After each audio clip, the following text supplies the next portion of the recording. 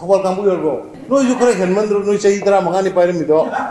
koi imphal dei paire si chai tare makhai da ngai thawal dei haigala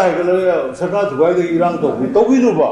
thawal dei Heirok ke do woi thawal Heirok wangjing da khani to woi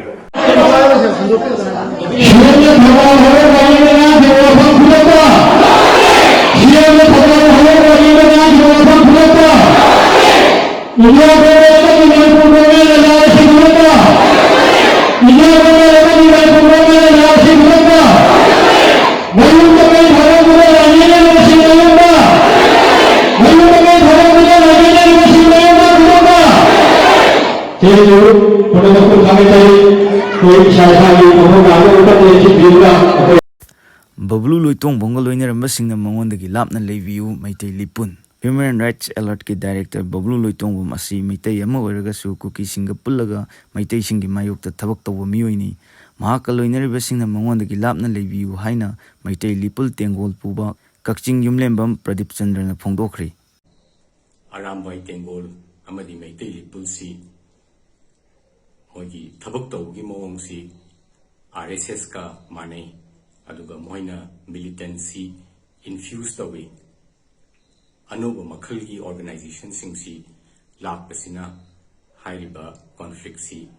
yam hena violent oherli hedana aina haigi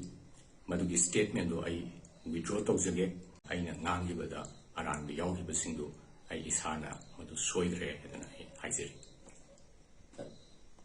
Ngasi Manipur Press Club ta pangthokpa pawgi mifam amada yumlembam Pradip Chandra na phongdokhibada mahakna mapandagi changsilakpa illegal immigrant mayam ama shelter pibuga loinana mahakna mamangda PDF ki women wing gi commander ama lan mamangda Imphal da thamlambaga loinana nupi asigi leifam safam transport na chingba loinamak mahakna sinlang tawrami loinana lan asi maitaina hobani haibana chingba tawduna human rights asi tharamle